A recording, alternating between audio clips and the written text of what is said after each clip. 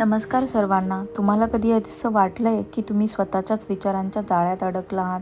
जसं काही तुमचं डोकं एक चक्रव्यूह बनले, ज्यातून बाहेरचा कोणताही रास्ता सापडत नाही आहे. आज आपण जोसेफ गुयेन यांच्या don't believe everything you think या गाजलेल्या पुस्तकाबाबतीत बोलणार आहोत.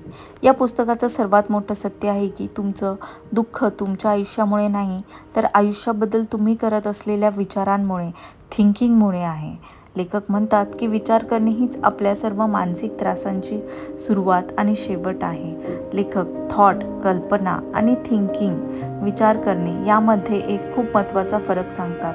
थॉट्स हे नैसर्गिक आहेत, ते आपोआप येतात.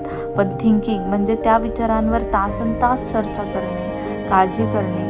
लक्षात ठेवा, तुम्ही जे निळं आकाश आहात आणि तुमचे विचार म्हणजे फक्त येणारे जाणारे ढग आहेत. ढग येतात आणि जातात, पण ते आकाश बदलू शकत नाहीत. जसं आपण पाऊस थांबवू शकत नाही, तसंच आपण मनात येणारे नकारात्मक विचार थांबवू शकत नाही. पण आपण छत्री तर पकडू शकतो ना. याचाच अर्थ असा की त्या विचारांकडे फक्त एक प्रेक्षक म्हणून बघा. त्यांना खरं मानून त्रास करून घेऊ नका. जेव्हा तुम्ही स्वतःला नकारात्मक विचारांच्या लूपमध्ये अडकलेलं पाहता, तेव्हा त्यांच्याशी लढू नका. फक्त हे ओळखा की अरे, मी पुन्हा ओव्हर थिंकिंग करतोय.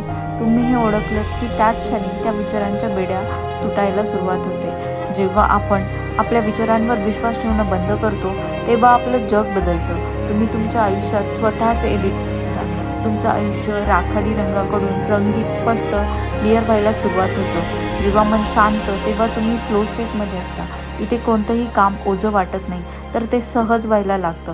तुम्ही स्वतःला जज न करता मोकळेपणाने जगू लागता.